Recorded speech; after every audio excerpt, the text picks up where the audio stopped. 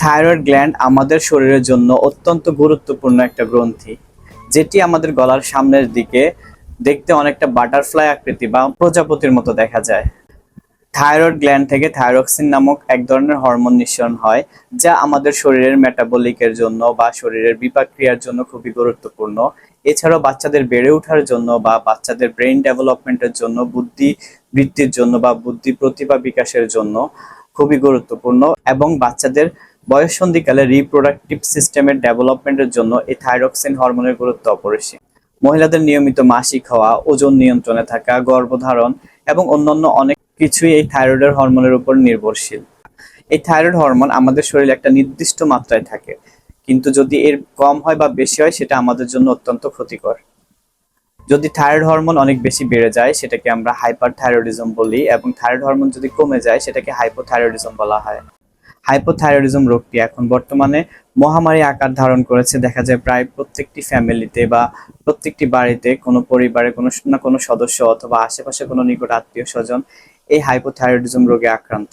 এই হাইপোথাইরয়েডিজম রোগটি পুরুষদের তুলনায় মহিলাদের হওয়ার প্রবণতা প্রায় 10 গুণ বেশি থাকে। আসসালামু আলাইকুম, আমি ডাক্তার নাজমুল আলম ফয়সাল।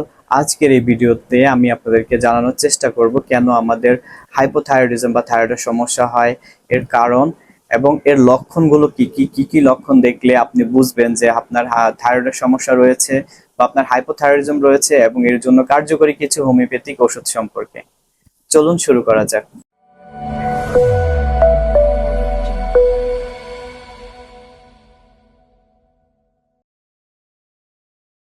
হাইপোথাইরয়েডিজমের ক্ষেত্রে দেখা যায় আমাদের টিএসএইচ লেভেল অনেক বেশি বেড়ে যায়, নর্মালের চাইতে অনেক বেশি বেড়ে যায়। এটার প্রধান কারণ হচ্ছে জেনেটিক্স ফ্যাক্টর। যদি বংশগতভাবে বাবা মা ভাই বোন অথবা ফ্যামিলি বা নিকট আত্মীয় কারোর যদি থাইরয়েডের সমস্যা থাকে, হাইপোথাইরয়েডিজম থাকে, তাহলে তাদের ক্ষেত্রে পরবর্তীতে দেখা যাচ্ছে ছেলে মেয়েদেরও এই সমস্যা হতে পারে। যদি আয়োডিনের পরিমাণ শরীরে কম থাকে সেই ক্ষেত্রে হাইপোথাইরয়েডিজম হওয়ার সম্ভাবনা বেশি থাকে। এছাড়াও কেউ যদি থাইরয়েড গ্ল্যান্ডের সার্জারি করান অথবা দেখা যায় কিছু কিছু মেডিসিনের সাইড ইফেক্টের কারণেও হাইপোথাইরয়েডিজম বা টিএসএস লেভেল বেড়ে যেতে পারে। এখন আপনি কিভাবে বুঝবেন যে আপনার হাইপোথাইরয়েডিজম হয়েছে বা থাইরয়েডের সমস্যা হয়েছে বা থাইরয়েডের রোগ হয়েছে? থাইরয়েডের সমস্যা আপনি বুঝবেন যখন দেখবেন যে আপনার নিয়মিত বা ঠিকমতো খাবার দাবার খাওয়ার পরেও যদি আপনার অতিরিক্ত ওজন বৃদ্ধি হয়, এবং এর সাথে সাথে যদি দেখা যায় আপনার চোখে বা মুখে ফোলা ফোলা হয়ে থাকে, হাত পা ফুলে থাকে, শরীরে পানি চলে আসে।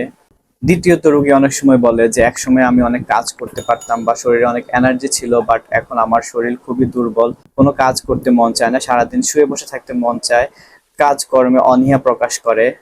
পরবর্তীতে দেখা যায় অনেকের খুব দ্রুত চুল পড়ে যাচ্ছে, চুল উঠে যাচ্ছে বা চুল পেকে যাচ্ছে, মাথায় বিভিন্ন ধরনের বা শরীরে বিভিন্ন ধরনের চর্মরোগ দেখা যায়। এছাড়াও দেখা যায় যদি শরীরে অতিরিক্ত শীত শীত লাগা, ঠান্ডা লাগার প্রবণতা থাকা, অল্পতে ঠান্ডা লেগে যাওয়া, দেখা যায় গরমকালেও সে কাঁথা গায়ে দিয়ে ঘুমায়, এবং সেই সাথে গলার স্বর আস্তে আস্তে চেঞ্জ হতে থাকে বা কর্কশ হয়ে যায়।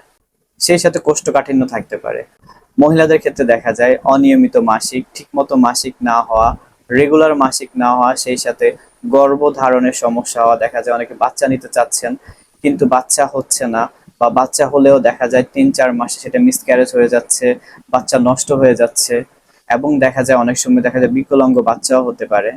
এই সকল লক্ষণ দেখলে অবশ্যই দেরি না করে ডক্টরের পরামর্শ নেওয়া এবং পরীক্ষা নিরীক্ষার মাধ্যমে থাইরয়েড হয়েছে কিনা সেটা কনফার্ম হওয়া প্রয়োজন। এখন আমরা জানবো থাইরয়েডের জন্য হোমিওপ্যাথিতে কি চিকিৎসা রয়েছে এবং কি হোমিওপ্যাথিক মেডিসিন আপনি থাইরয়েডের সমস্যার জন্য খেতে পারেন। থাইরয়েডের জন্য সর্বপ্রথম যে মেডিসিনটি আমরা সবচেয়ে বেশি দিয়ে থাকি সেটা হচ্ছে ক্যালকেরিয়া কার্ব। যদি রোগী অনেক বেশি মোটা থলথলে হয়, শরীর খুব দ্রুতই ওজন বেড়ে যাচ্ছে, ওবেসিটি থাকে, এবং এই ক্ষেত্রে দেখা যায় রোগীর অল্পতেই ঠান্ডা লেগে যায় এবং শরীরে শীত শীত লাগা ভাব থাকে, সেই সাথে রোগীর কোষ্ঠকাঠিন্য থাকে, এবং রোগীর ডিম খাওয়ার খুব বেশি প্রবণতা থাকে, কিন্তু এইসব রোগী দেখা যায় দুধ সহ্য হয় না, শরীরে সোয়েটিং হয়, শরীর দুর্বল লাগে। এই সকল লক্ষণ পেলে যদি রোগীকে আমরা ক্যালকেরিয়া কার্ব 200 নিয়মিত সকালে খালি পেটে দেই, ইনশাল্লাহ রোগী খুব দ্রুত এই থাইরয়েডের সমস্যা থেকে মুক্তি পাবে। থাইরয়েডের জন্য স্পেসিফিকলি আমরা আরেকটা মেডিসিন খুব বেশি ব্যবহার করি, সেটা হচ্ছে থাইরয়েডিনাম। যদি রোগী অনেক বেশি হঠাৎ করে মোটা হয়ে যায়, অনেক বেশি ওয়েট গেইন করে, তার ওজন বেড়ে যায়, শরীর থলথলে হয়ে যায়, অথবা অপরদিকে যদি রোগী খুব দ্রুতই শুকিয়ে যাচ্ছে, খাওয়া দাওয়ার পরও রোগীর স্বাস্থ্য হচ্ছে না, স্বাস্থ্যহীনতা হচ্ছে, শরীরে দুর্বল লাগতেছে, অল্পতেই ঠান্ডা লেগে যাচ্ছে এবং রোগীর খুব দ্রুত চুল পড়ে যাচ্ছে, এইসব রোগীর দেখা যায় মিষ্টি খাবারের প্রতি তার অনেক বেশি প্রবণতা থাকে, রোগী একটু বোকাশোকা হয়ে তাকায় থাকে এবং রোগীর মুড সুইং এর সমস্যা থাকে, দেখা যায় অল্পতে সে রাগ করতেছে অথবা অল্পতে সে মন খারাপ করতেছে, হাসতেছে। সেই সাথে রোগীর ঘুমেরও সমস্যা থাকে, তার ঠিক মতো ঘুম হয় না।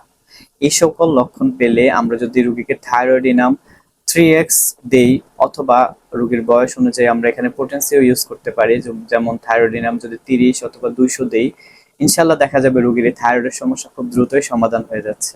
থাইরয়েডের জন্য আরেকটা গুরুত্বপূর্ণ মেডিসিন হচ্ছে আয়োডিনাম। যদি রোগীর আয়োডিনের অভাবে থাইরয়েডের সমস্যা দেখা যায়, গলগণ্ড বা গলা ফুলে যায়, এবং এই সকল রোগীর ক্ষেত্রে দেখা যায় রোগী যে পরিমাণ খাচ্ছে সেই অনুযায়ী তার স্বাস্থ্য হচ্ছে না, রোগী দিন দিন শুকিয়ে যাচ্ছে, চিকন হয়ে যাচ্ছে, সেই সাথে রোগীর শারীরিক দুর্বলতা থাকে। এই সকল লক্ষণ পেলে যদি আমরা রোগীকে আয়োডিনাম 30 অথবা 200 তার বয়স অনুযায়ী দিই, তাহলে ইনশাল্লাহ দেখা যাবে রোগীর এই ধরনের সমস্যা বা থাইরয়েডের সমস্যা আস্তে আস্তে সমাধান হয়ে যাচ্ছে। মহিলাদের থাইরয়েডের সমস্যার জন্য খুবই গুরুত্বপূর্ণ একটা মেডিসিন হচ্ছে সেপিয়া। যেই সকল মহিলাদের সন্তান হচ্ছে না এই থাইরয়েড সমস্যার জন্য, বা সন্তান হলেও দেখা যায় তার মিসক্যারেজ হচ্ছে, বা 3-4 মাসে তার গর্ভপাত হয়ে যাচ্ছে, মিসক্যারেজ হয়ে যাচ্ছে, সেই সাথে যদি রোগীর মাসিকের সমস্যা থাকে, এই সকল রোগীর জন্য সিপিয়া খুবই গুরুত্বপূর্ণ একটা মেডিসিন। সিপিয়া রোগীর দেখা যায় মন খুব উদাসীন থাকে, মন মরা হয়ে বসে থাকে, এবং সিপিয়া রোগীর ক্ষেত্রে অনেক সময় দেখা যায় তার কোষ্ঠকাঠিন্য থাকে এবং সেই সাথে তার শরীরের তুলনায় পেটটা একটু বড় বড় মনে হয়।